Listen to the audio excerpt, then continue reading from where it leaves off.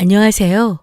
저는 20년을 감옥에서 보낸 후 출소하며 지금은 아들과 며느리 집에서 함께 지내고 있는 60대 남성입니다. 제가 능력이 없는 탓에 저는 저희 가족을 힘들게만 했고 결국에는 아들에게 큰 상처를 주고 말았습니다. 아직까지도 아들은 저를 용서해주지 않고 있지만 쥐지리도 못난 저를 거두어준 제 아들과 며느리에게 너무도 고마운 마음에 이렇게 사연을 쓰게 되었습니다. 집안 형편이 어려웠던 탓에 저는 고등학교도 포기하고 중학교를 졸업하자마자 돈을 벌기 시작했습니다. 어린 나이에 돈을 벌기란 참으로 어려운 일이었어요. 여기저기서 부당한 대우를 받기 일쑤였으니까요. 그래도 저는 저희 집에 보탬이 되기 위해 정말 열심히 일했고 열심히 살았습니다. 그렇게 저는 한창 꽃다울 나이를 돈 버는 것에 다 써버렸어요. 시간이 지나고 어느덧 제가 나이를 어느 정도 먹었을 무렵에 저를 사랑해주는 아내를 만나게 되었고 그렇게 저희는 부부의 연을 맺게 되었습니다. 금세 떡두꺼비 같은 아들도 하나 낳았고요. 저는 가족을 먹여 살리기 위해 공장에 취직을 하였고 하루 중 대부분을 일하면서 지내야 했지만 집에서 저를 기다리는 아내와 아들을 생각하며 버텨냈습니다. 그동안은 그런 생활이 계속되었고 비록 넉넉한 형편은 아니었지만 세 식구 먹고 살기에는 충분했습니다. 그러나 머지않아 저희는 큰 위기를 맞게 되는데요. 제가 다니는 공장에서 물량 조정이 들어가는 바람에 제가 실직을 당하게 돼버린 것입니다. 저는 막막한 심정으로 아내에게 조심스레 이 사실을 말했습니다. 요새 물량이 줄었대. 그래서 구조조정에 들어갔는데 내 자리가 없어져 버렸어. 더 이상은 나오지 않아도 된다네. 제 말을 들은 아내는 복잡 미미한 표정을 지었습니다. 이를 대체 어찌해야 하나 생각하고 있는 것일 테죠. 생각을 끝마친 것인지 아내는 입을 열었습니다. 어쩔 수 없죠 뭐. 상황이 그렇다는데. 다른 일 알아봅시다. 당신 그래도 그 공장에서 꽤 일했으니까 경력으로 쳐주는 곳이 있을 거예요. 희망을 갖고 다시 알아보면 돼요. 그동안 당신 혼자 너무 고생 많았어요. 이건 당신 잘못이 아니니까 혹여나 죄책감 가지고 그러지 말아요. 고마워. 하루라도 빨리 새 직장 구해서 다시 열심히 할게. 그때까지만 고생해줘. 정말 고마워. 난 당신 믿고 있으니까 너무 조급하게 생각하지 말아요. 다 잘 될 거예요. 저는 아내의 따뜻한 마음씨에 다시 한번 감동했습니다. 아내와 결혼하기를 정말 잘했다고 새삼스레 느꼈죠. 저는 실직을 당한 슬픔 따위는 훌훌 털어버리고 여기저기 다니며 일자리를 알아보기 시작했습니다. 그러나 중졸에 스펙도 없는 저를 반겨줄 곳은 그 어디에도 없었습니다. 가는 곳마다 거절당하기 일쑤였고 심지어 저를 비우는 곳도 있었지요. 생각보다 제 취업이 잘 이루어지지 않자 아내는 저 대신 생계를 유지하기 위해 식당에서 일을 하게 되었습니다. 힘든 일이라고는 전혀 안 했던 아내가 말이에요. 저는 미안한 마음에 아내의 손을 잡고는 말했습니다. 아주 조금만이야. 나 이제 곧 다시 일할 거야. 그러니까 아주 조금만 더 고생해줘. 정말 미안해 내가. 알았어요. 난 괜찮으니까 당신은 일 구하는 것만 생각해요. 끝까지 저를 위해주는 아내를 보고 저는 하루라도 빨리 새 직장을 구하리라 다짐했습니다. 그러나 시간이 지나도 상황은 변하지 않았고 이제는 모든 생계를 아내 혼자 꾸려나가게 되었습니다. 처음에는 의욕적이었던 저도 계속된 실패와 좌절로 인해 갈수록 지쳐갔고 넘치던 의욕마저 사라져버렸습니다. 그래서 저는 점점 집에서 술만 마시는 지경까지 이르게 되었는데요. 이렇게 변해버린 저를 보며 아내는 안타깝다는 듯이 말했습니다. 당신 왜 이래요? 당신 이런 사람 아니잖아요. 많이 지쳤을 거 알아요. 그래도 지호를 봐서라도 기운 차려야죠. 저는 아내 말에 잔뜩 짜증 섞인 말투로 대답했습니다. 내가 어떤 사람인데 나는 뭐 내 마음대로 술도 못 마시나? 당신 지금 나 눈치 주는 거야? 아니 눈치라뇨. 나는 그저 당신이 안타까워서. 안타까워? 이젠 당신마저 날 동정하는 거야? 그래, 고등학교도 안 나온 놈이 아무것도 없는 상태로 이리 뛰고 저리 뛰고 하는 게 불쌍해? 그렇게 하는데도 아직까지도 이러고 있는 게 우스워? 그런 뜻이 아니잖아요. 당신 왜 이래요, 정말? 당신이 이러면 나 힘들어요. 힘들어? 언제는 다 괜찮다더니 이제는 힘들어? 그럼 다 때려치워. 다 그만두자고. 저의 예상치 못한 반응에 아내는 크게 당황하였고 제 높아진 언성에 저희 아들 녀석은 잔뜩 겁을 먹은 것 같더군요. 하지만 저는 전혀 신경 쓰지 않았습니다. 지금은 오직 저 자신만이 우선이었거든요. 아내는 이 이상 말해봤자 큰 분란만 일으킬 것이라 판단한 건지 더 이상은 저에게 아무 말도 하지 않았습니다. 그 뒤로도 저는 모든 것을 내팽개치고 집에만 틀어박혀 술만 마시며 지냈어요. 아내는 식당에서 일하는 시간이 점점 늘어갔죠. 이제는 완전히 아내 혼자 집안을 먹여 살리는 꼴이 되어버렸습니다. 아내는 아침 일찍 나가 밤늦게 들어오는 일이 많아졌고 한동안 그런 생활이 지속되었는데요. 하루는 밤늦게 되어서야 집으로 돌아온 아내가 저에게 원망 섞인 어투로 말을 하더군요. 당신 이제는 아이 포기한 거예요? 맨날 술만 마시고 있고 이만큼 쉬었으면 충분하잖아.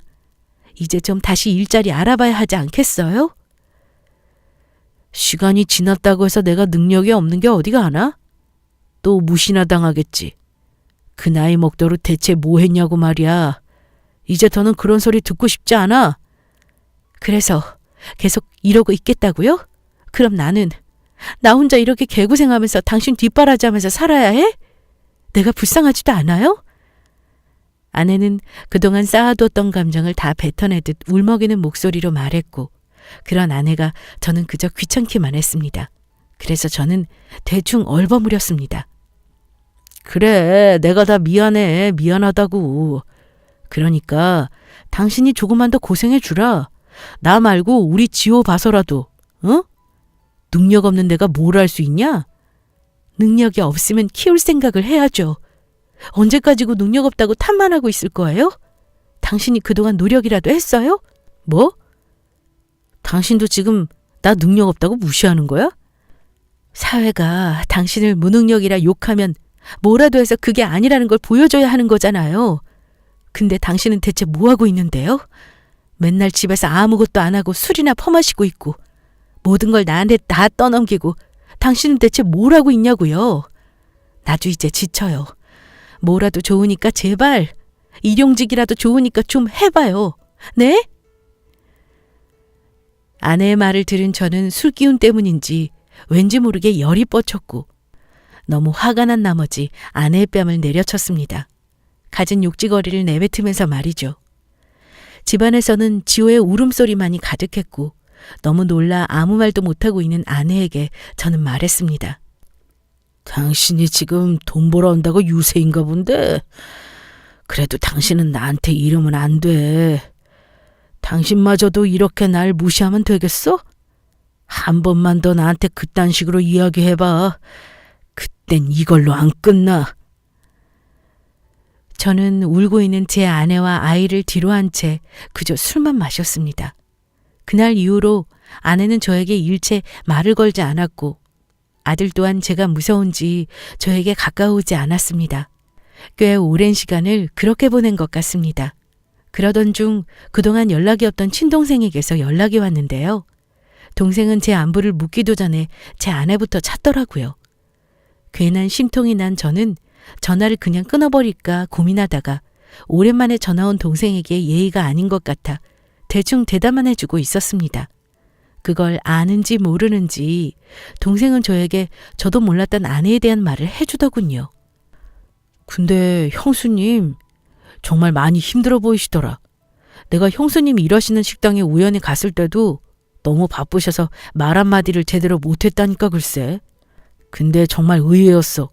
형수님 겉으로 보기에는 마냥 곱게 자라온 것처럼 보이셨는데 깜짝 놀랐다니까. 어쩌다 보니 그렇게 됐다. 근데 그 사람 가게가 그렇게 바빠? 에? 형 몰라? 나야 자주 안 가니까 모르지만 내가 갔을 때만 해도 진짜 장난 아니었어. 세상에 안 힘든 일 없다지만 이리 뛰고 저리 뛴 형수님 보니까 어쩐지 안쓰럽더라. 형은 한 번도 본 적 없어? 아, 형수님이 못 오게 했으려나? 형이 보면 분명 마음 아플 거야. 못 오게 하더라고. 봐서 좋을 거 없다면서. 진짜 형은 형수님한테 잘해야 돼. 형이 지금보다 훨 돈 많이 벌어서 쉬게 해드려. 자초지종을 알리 없는 동생은 단순한 맞벌이로 생각하는 것 같았습니다. 그렇게 동생은 또 연락하겠다며 전화를 끊었고 생각이 많아진 저는 한동안 멍하니 앉아 있었습니다. 제 자신이 힘들다는 이유로 단 한 번을 아내에 대해 궁금해하지 않았고 아내가 무슨 일을 하는지 어디에서 일하는지조차 모르고 있었습니다. 새삼 제가 아내에게 정말 무심했구나 하는 생각이 들더군요.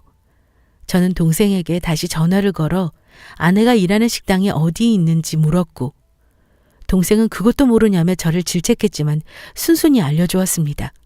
저는 동생과 전화를 끊고는 곧장 아내가 일하는 식당으로 향했습니다. 그곳에 도착하여 차마 안으로 들어가지는 못하고 멀리 떨어진 곳에서 아내의 모습을 지켜봤습니다. 늦은 오후임에도 불구하고 식당 안은 빈자리 하나 없이 북적거렸고 그 사이를 바쁘게 오가고 있는 아내를 보자니 괜스레 눈물이 났습니다. 저렇게 고생하는데 남편이라는 사람은 술만 퍼마시고 있으니 아내가 혼자 얼마나 속이 썩어갔을까요? 새삼 정신을 차려보니 저는 정말 인간 말종이 되어 있었고 가족들과의 사이도 엄청나게 멀어져 버렸더군요. 이대로 가다가는 정말 돌이킬 수 없을 만큼 일이 커지겠구나 하는 생각이 들었습니다. 아내는 제가 이상한 소리를 할까 싶어 제 이야기를 듣지 않으려고 했지만 지금까지와는 다른 제 모습에 의아함을 느꼈는지 마지못해 저와 마주보고 앉았습니다. 그런 아내를 보며 저는 떨리는 목소리로 말했습니다. 그동안 내가 당신에게 정말 못할 짓을 많이 한 것 같아. 우리 지호한테도. 내가 그랬으면 안 되는 거였는데 내가 원하는 대로 잘 안 되니까 그게 지속되니까 나도 그게 엄청난 스트레스였던 것 같아. 그게 쌓이다 보니 정신이 나가서 우리 가족한테 하면 안 되는 짓을 서슴없이 해버렸어. 지금 이렇게 사과한다고 해서 당신이나 우리 지호가 날 받아줄 거라고는 생각 안 해. 다만 나 이제 정말 정신 차렸으니까 나 정말 예전처럼 아니 예전보다 더 죽도록 열심히 할 테니까 기회 좀 주라. 제 예상치 못한 말에 아내는 한동안 저를 뚫어져라 쳐다만 봤습니다. 그리고 이내 무언가를 결심한 듯 이야기했습니다. 당신도 알다시피 내가 당한 게 많아서 지금은 그냥 못 믿어요. 한참을 그렇게 정신 나간 사람으로 살았던 당신인데 하루아침에 정신을 차렸다고요? 그걸 어떻게 믿어? 술 마시면 또 손 찍어 말지 지금은 못 믿겠으니까 당신이 정말 그게 진심이라면 행동으로 보여줘요. 당신이 달라졌다는 거. 아내는 말을 마치자마자 자리를 떴지만 그런 것은 아무래도 상관없었습니다. 저는 그저 다시 한번 기회를 얻었다는 사실이 너무나도 기뻤기 때문이죠. 그렇게 못되게 굴었는데도 또 한 번 저를 지켜봐 주겠다는 아내에게 정말 너무 고마웠고 이번에는 무슨 일이 있어도 떳떳하게 살아보겠다 다짐했습니다. 저는 다음 날부터 또다시 구직 활동에 나섰고 소득이 없어도 좌절하지 않고 다른 일을 찾았습니다. 그러던 중에 물량 증가로 인하여 알바를 급하게 뽑고 있다는 한 공장의 공고를 보았고 저는 바로 면접을 보러 갔습니다. 제가 한때 공장에서 일을 했던 것이 도움이 됐던 것일까요? 드디어 저는 취직을 하게 되었습니다.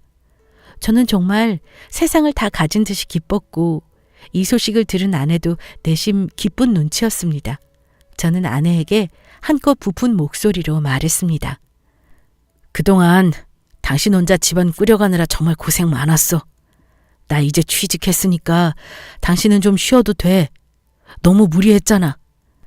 아직 일도 안 시작해놓고 벌써부터 무슨... 당신이 완전히 자리 잡고 나면 생각해 볼게요. 그러니까 당신, 이번에는 정말 잘해야 돼요. 알았죠? 당연하지. 내가 어떻게 하든 일자리인데 정말 열심히 할 거야. 정말 오랜만에 아내 얼굴에서 미소가 터져나왔습니다. 아내가 웃는 모습을 보는 게 대체 얼마만인지 기억도 나지 않습니다. 평소와는 분위기가 다르다는 것을 눈치챈 지호가 슬금슬금 저에게로 다가왔습니다. 저는 그런 지호를 안고 말했어요. 지호야, 그동안 아빠가 많이 무서웠지? 아빠 이제 다시는 안 그럴 거야. 아빠가 열심히 일해서 우리 지호 예전처럼 맛있는 것도 사주고 할게. 알았지? 응. 아빠 힘내요. 그렇게 저는 새 직장을 얻어 열심히 일했습니다.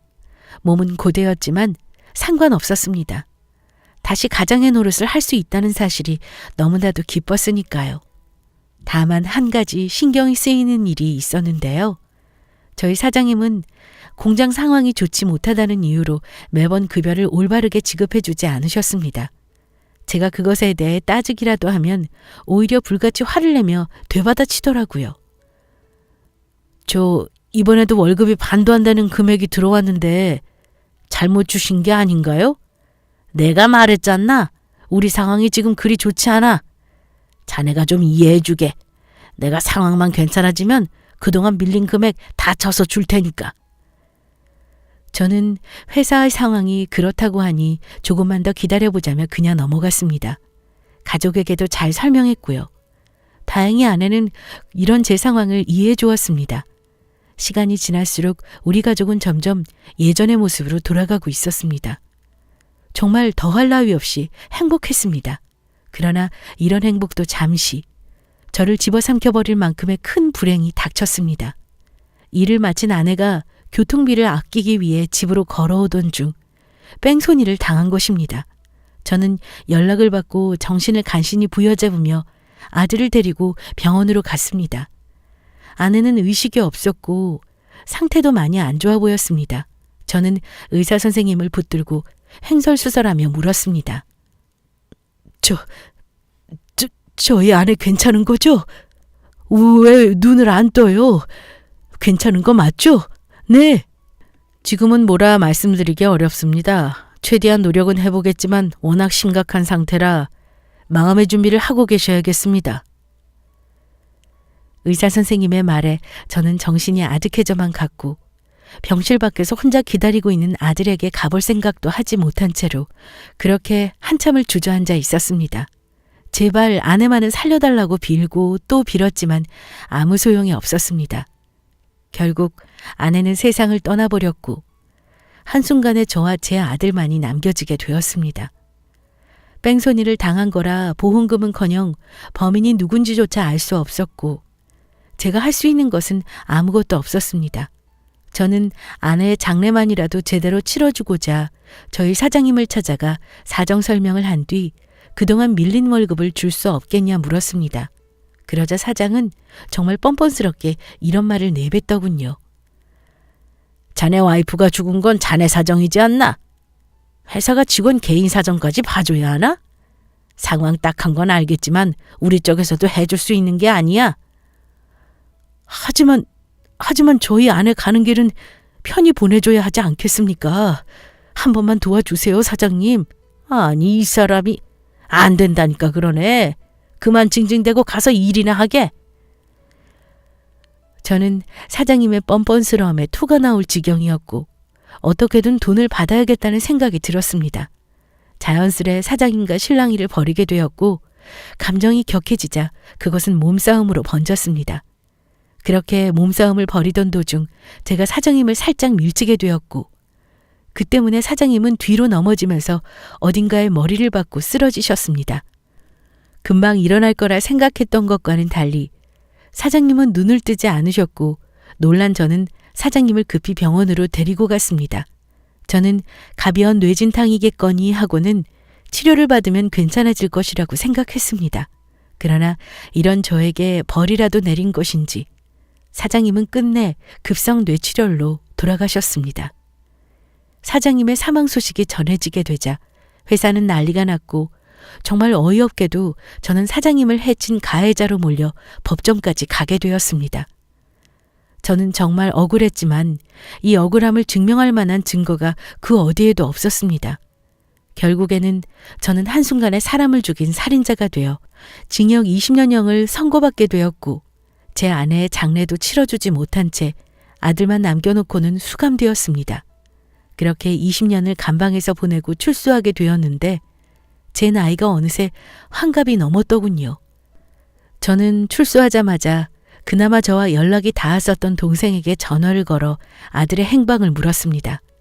이야기를 듣자 하니 아들은 제가 그렇게 된 이유 동생이 데리고 있었다고 하더라고요. 저는 동생에게 감사의 말을 전했습니다. 그래도 네가 있어서 정말 다행이다. 지호가 제일 마음에 걸렸는데 급하게 들어가게 되어서 미처 지호 맡길 곳도 없었고 마지막으로 얼굴도 제대로 못 봤는데 정말 고맙다. 정말 고마워. 지금은 지호도 어엿한 가장이야. 얼마 전에 결혼하고 지금은 나랑 따로 살아. 지호가 형 많이 보고 싶어 했어. 그 어린 게 한순간에 엄마는 돌아가시고 아빠는 아무튼 결혼을 했다고? 그래, 벌써 그렇게 됐구나. 한번 보고 싶은데 날 만나줄까? 모르지. 일단 내가 지호 살고 있는 곳 주소 알려줄 테니까 찾아가 봐. 혹시나 지호가 차갑게 대하더라도 너무 실망하지 말고. 정말 고맙다. 동생은 전화를 끊자마자 저에게 주소 하나를 보내주었고 저는 떨리는 마음으로 그곳을 찾아갔습니다. 마냥 어릴 줄만 알았던 아들이 어느덧 결혼을 하여 한 집안의 가장이 되었다니. 저는 새삼 세월이 참 많이도 흘렀구나 실감했습니다.